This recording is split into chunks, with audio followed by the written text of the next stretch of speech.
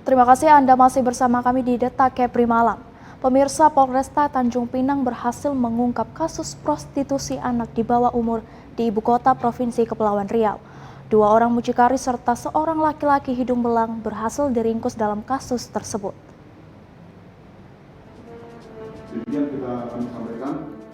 Jajaran kepolisian Polresta Tanjung Pinang berhasil mengungkap kasus tindak pidana perdagangan orang atau prostitusi anak di bawah umur di kota Tanjung Pinang. Dari kasus ini, polisi berhasil menangkap 3 orang pelaku. Mereka adalah MS dan LTF yang berperan sebagai mucikari, serta seorang laki-laki hidung belang berinisial MI alias AW. Ketiga pelaku diringkus saat berada di Jalan Bintan pada Senin 20 Februari 2023 lalu.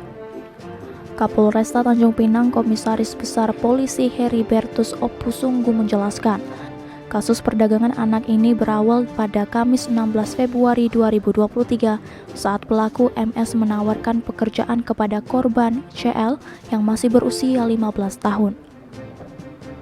Korban sempat menolak karena harus meminta izin kepada orang tuanya. Untuk meyakinkan korban, pelaku beralasan sudah meminta izin kepada bapak korban. Awalnya pelaku menawarkan pekerjaan sebagai pengamen kepada korban. Mereka sempat ngamen di beberapa rumah makan dan kedai kopi di Tanjung Uban, dan hasil ngamen kemudian dibagi berdua. Dari situlah kemudian pelaku MS membawa korban dari Tanjung Uban menuju salah satu wisma di Jalan Kamboja, Kelurahan Tanjung Pinang Barat.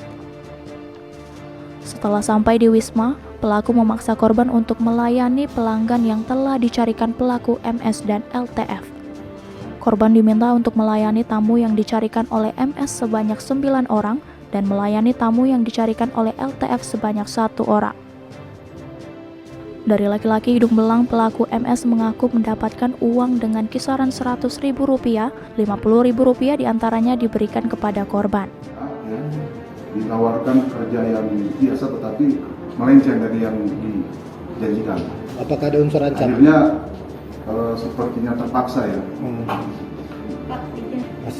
Jadi dari satu tamu tadi sudah saya terangkan, misalnya dia dapat 150 dikasihkan ke tersangka, diambil 100 dia dikasih 50. Ada korban lain Pak? Ini kita ini. Sudah ada berapa orang kira-kira? Ini supaya cepat kita press release supaya masyarakat jangan lagi takut untuk ini melaporkan. Memang kasus ini seperti aib tapi tidak akan terungkap kalau tidak dilaporkan. Ini akan kita usahakan semaksimal mungkin. Atas perbuatannya, pelaku MS dan LTF disangkakan dengan pasal 88 Junto, pasal 76 Undang-Undang tentang Perlindungan Anak, pasal 2 ayat 1 dan ayat 2 Junto pasal 17, Junto pasal 10 Undang-Undang Pemberantas Tindak Pidana Perdagangan Orang dengan ancaman maksimal 10 tahun penjara.